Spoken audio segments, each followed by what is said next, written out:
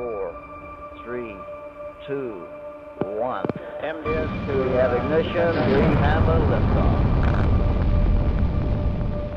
Roll program is in on time. Vehicle response is normal. Very smooth flight, very, very small attitude disturbances.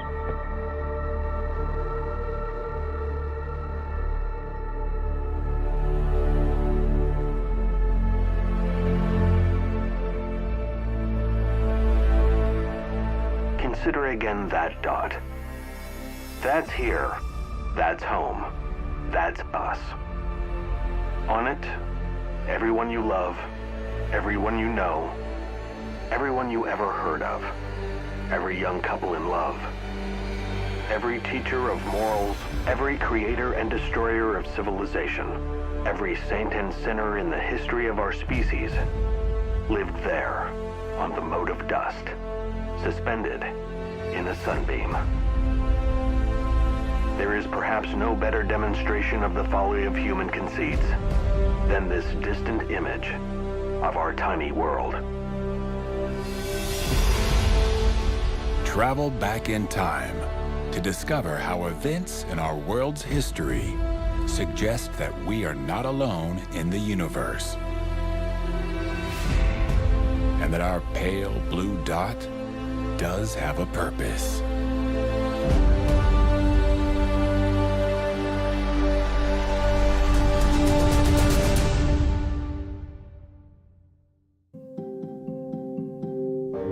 Thousands of years ago, in an area now known as the cradle of civilization, an ambitious king had an encounter that would shape the world to come.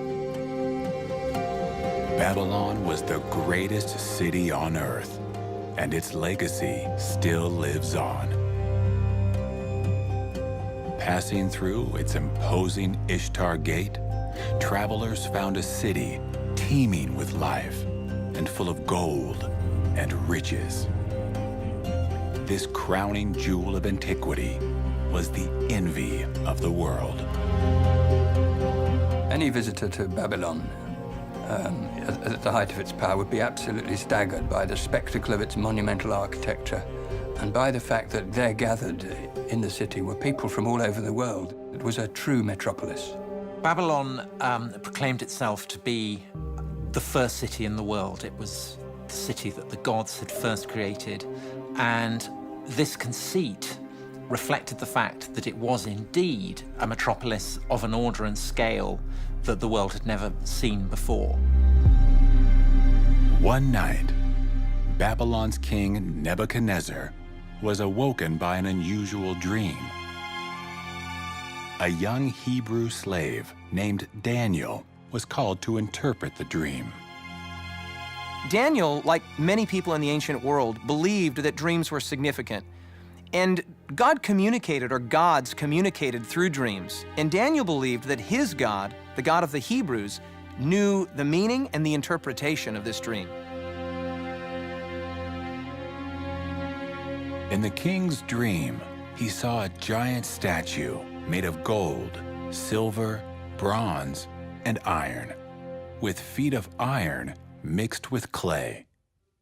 Daniel revealed that each metal represented a mighty empire, beginning with Babylon as the head of gold.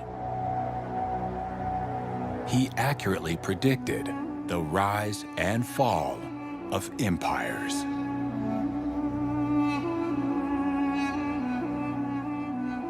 But what evidence is there that Daniel wrote of events before they happened? The Dead Sea Scrolls contain sections of Daniel's writings and are dated to the 2nd century BC. The Jewish historian Josephus tells of Daniel's writings being presented to Alexander the Great when he visited Jerusalem in the 4th century BC. And scholars note that the Aramaic used to write his book is a perfect match with the Aramaic of the 6th century BC. The first time I was exposed to this dream, I was admittedly skeptical. I mean, the idea that more than 2,000 years of human history is being told in advance by a dream of about 150 words is hard to believe. And I was confronted with the idea that either we're dealing with something that's a bit of a hoax or a put-on, or something supernatural is in play. Daniel had predicted that an empire represented by the chest and arms of silver would rise to conquer Babylon. At the height of Babylonian dominance, Daniel foretold that an inferior kingdom will rise.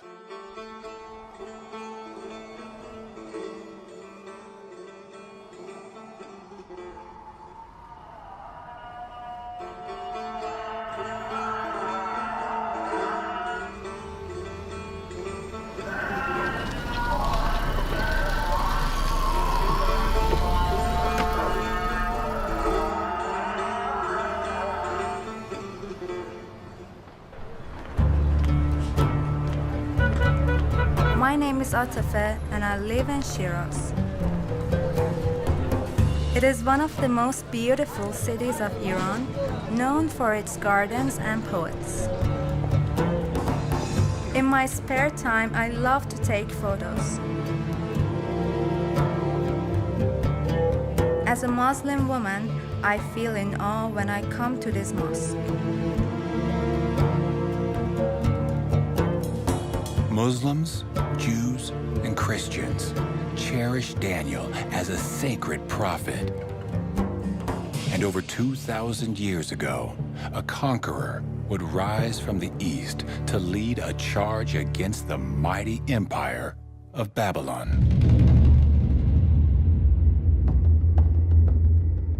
For some years before the fall of Babylon, the Babylonians knew that the king of what they called Parsu, or Persia, a man named Cyrus, was conquering large parts of the world beyond their borders. After uniting with the neighboring Medes, Cyrus led his combined forces on a series of famous victories, firmly establishing his name as a star on the rise. But his rise would not be complete without the taking of Babylon. Herodotus portrays Cyrus as the very model of a great conqueror, and he portrays Babylon as Cyrus's greatest conquest, the supreme prize. And it's the supreme prize because it is the hardest nut to crack. Babylon was one mighty fortress. Its massive walls, deep moat, and imposing gates made it impossible for any invading force to conquer. Confronted by walls that could not be breached, Persian troops identified the river Euphrates as the point of entry.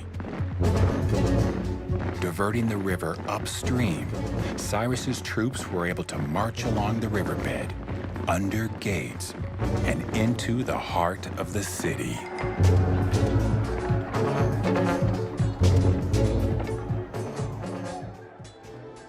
The walls of Babylon seemed impregnable to any invading force.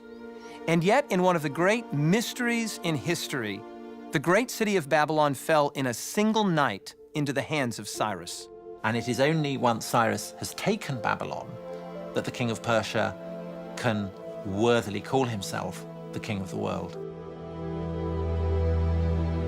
Cyrus's conquests laid the foundation for the Medo-Persian Empire. Their large palace complexes can still be seen today. When I walk through the ruins of these ancient cities, I sense a strong connection with the past. I feel as though the legacy and messages of the past live on today.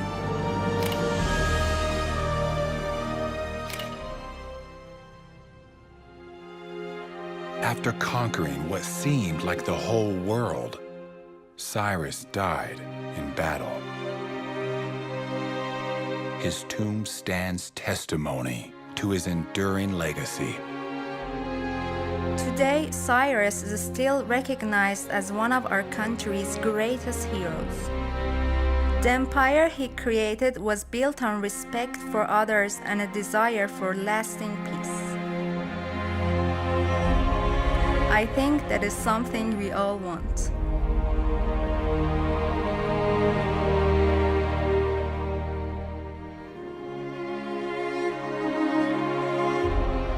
As the kings of Persia died, their bodies would be laid to rest here. Their elevated positions a fitting symbol of their dominance and strength.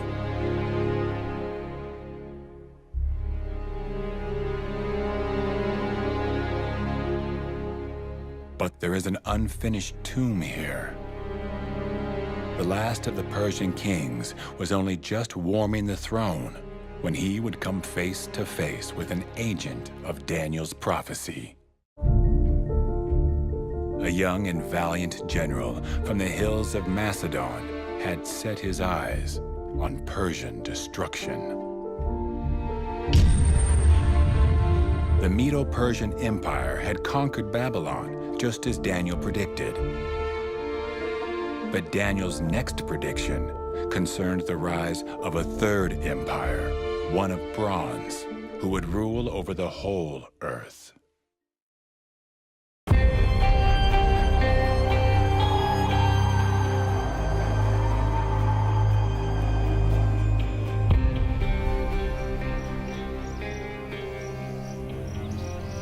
The climbing here is like a tradition, passes from father to son.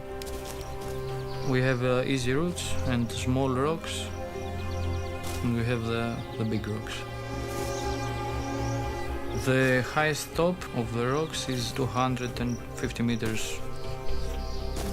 Fears coming with climbing, and you enjoy climbing most when you fear. Before I climb, usually take some breaths. It's quiet up there. You're feeling the loneliness.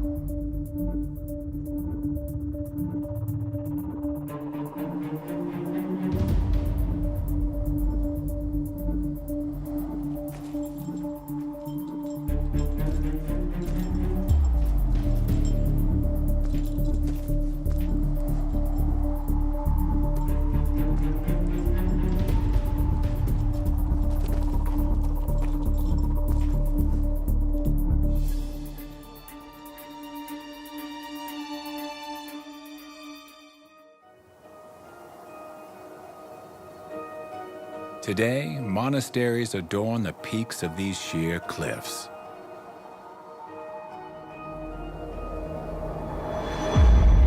In the 14th century, a lone monk named Verlam scaled these steep rock faces to construct a monastery.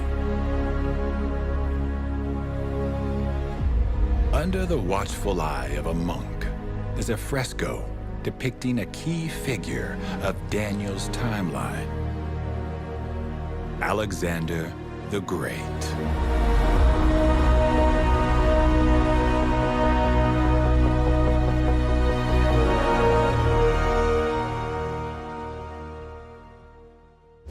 Alexander was born in the small state of Macedon. Upon becoming king at the age of 20, he proposed the unthinkable: to invade the mighty Persian Empire. Early victories filled Alexander with confidence, but it would be the dusty plain of Gaugamela where Alexander would risk it all. He invades Mesopotamia, Iraq, in the consciousness that by doing so, he will have the whole empire of the world in his hands if he wins. This is it.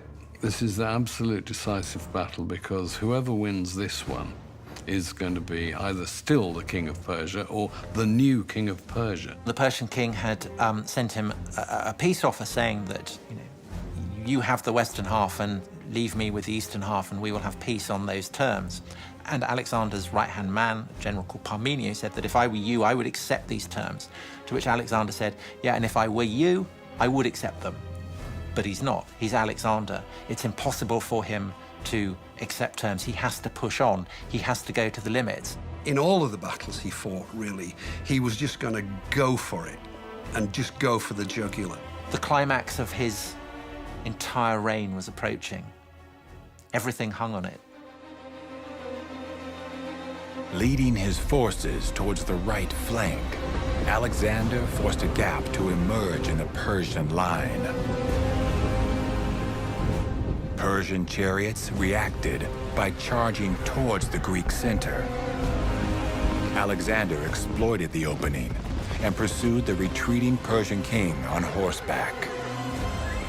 Although heavily outnumbered on foreign soil, Alexander commanded a famous victory to bring about the downfall of one empire and the rise of another.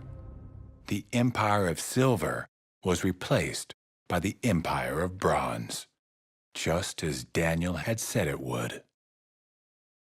There is a sense in which Alexander was a terrifying and blood-stained opponent, and we should absolutely not romanticize him.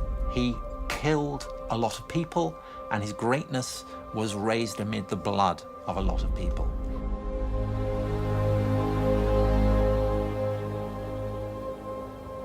Alexander would establish himself in Babylon at the former palace of King Nebuchadnezzar.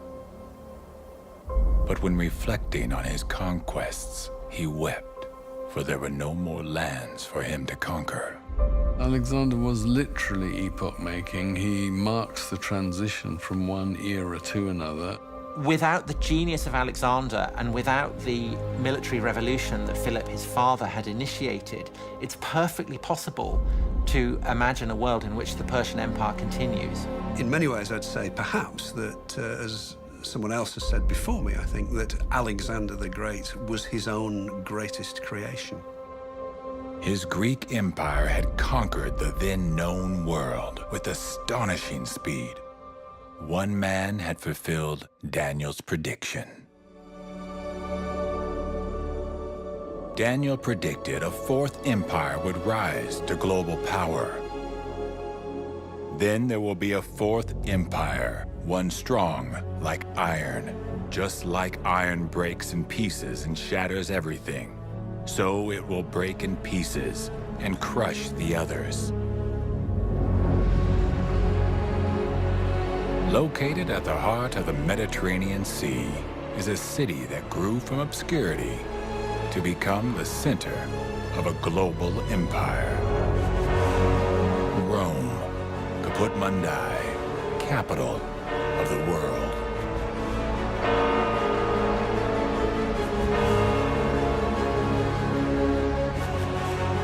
Architectural wonders still stand, lasting symbols of strength and ambition.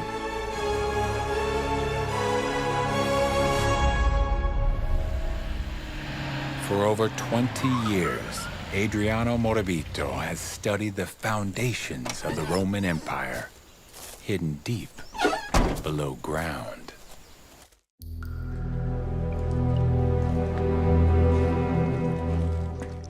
Many people come to Rome to visit what is above ground, but what lays underground is much more. Rome was a mega city of the past. The greatness of the Roman Empire is due to the network of roads that were made to conquer the different territories, and by creating for every city a proper aqueduct. Aqueducts were built that thereby enabled the city to grow. And they also built roads, and the roads were built essentially, if you like, as the kind of the threads of a net cast across conquered territory. I think it's one cliche that's often said that all roads lead to Rome. But I think it would be better to say that all roads lead from Rome. Roman roads took supplies and soldiers to the far reaches of the empire, bringing carnage and brutality wherever they went. When Western armies launch attacks, what they boast about is how few casualties they've inflicted. When Julius Caesar went to Gaul, he boasted about how many he'd slaughtered. But bloodshed wasn't restricted to foreign lands. Cheering spectators would gather in the Colosseum to watch as thousands were put to violent deaths. In many ways, the arena is the quintessentially Roman institution.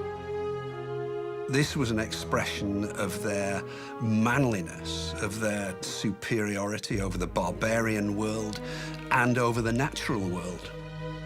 At the height of the Roman Empire, nearly 1 in 5 people on the planet lived and died under the rule of the emperor. Its borders stretched from North Africa to Britannia.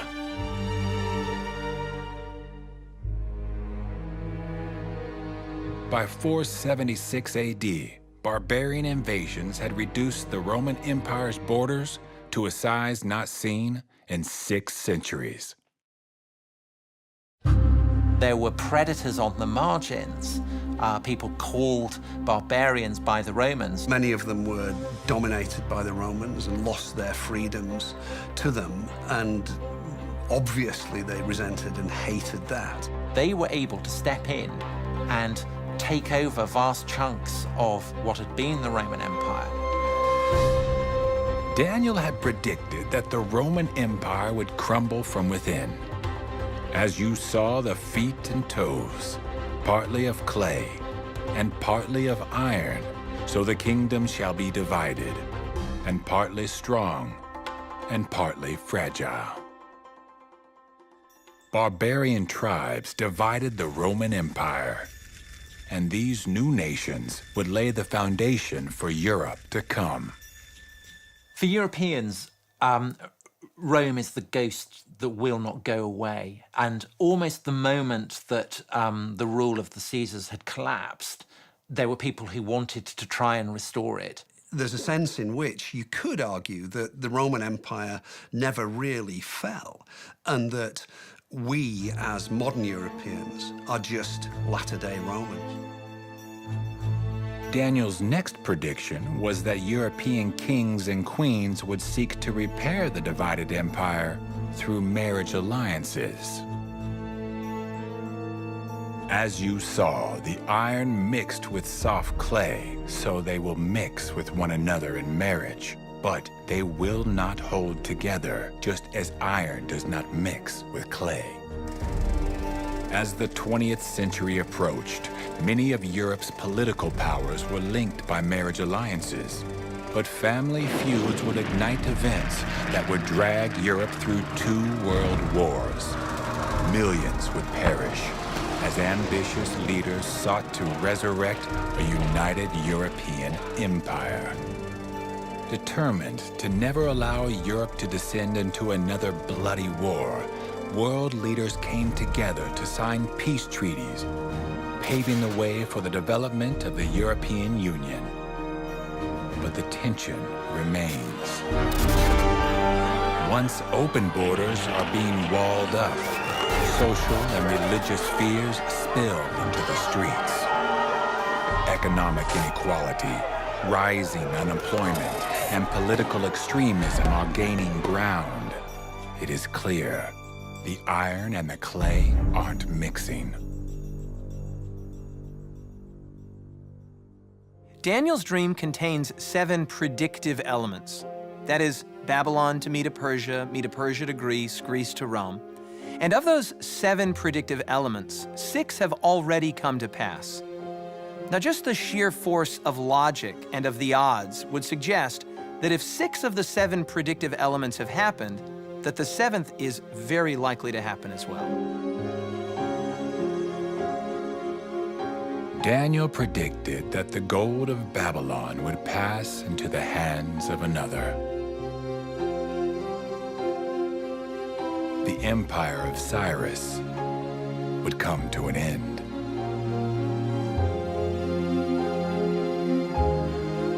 The selfishness and greed of man's empires could never succeed. The strength and brutality of the Roman Empire would meet its match.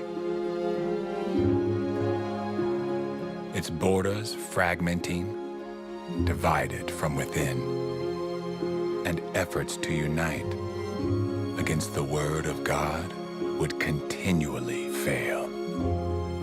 The final predictive element is that a stone cut out without hands, that's Daniel's way of saying a supernatural intervention, would strike the image on the feet of iron and clay. This would signify the end of all earthly kingdoms, and that God would establish finally his own eternal kingdom.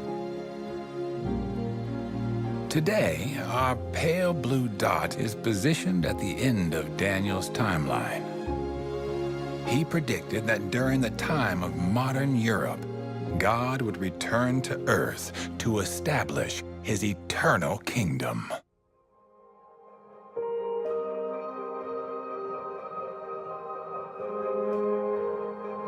The Earth is a very small stage in a vast cosmic arena.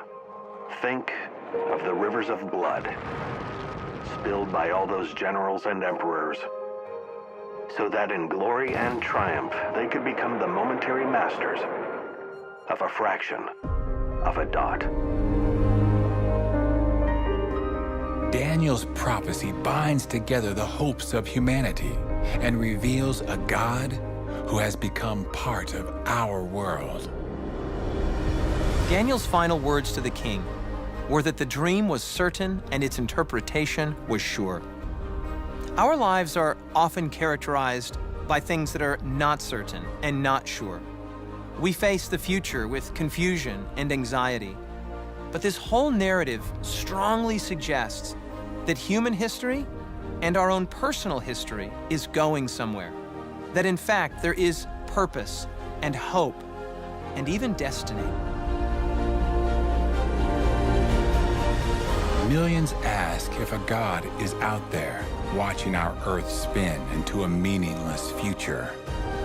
But nowhere is the reality of God more apparent than in the writings of Daniel.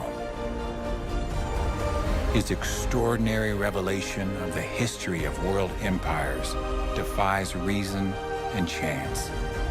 It tells of God's hand guiding our world's history and a kingdom to come.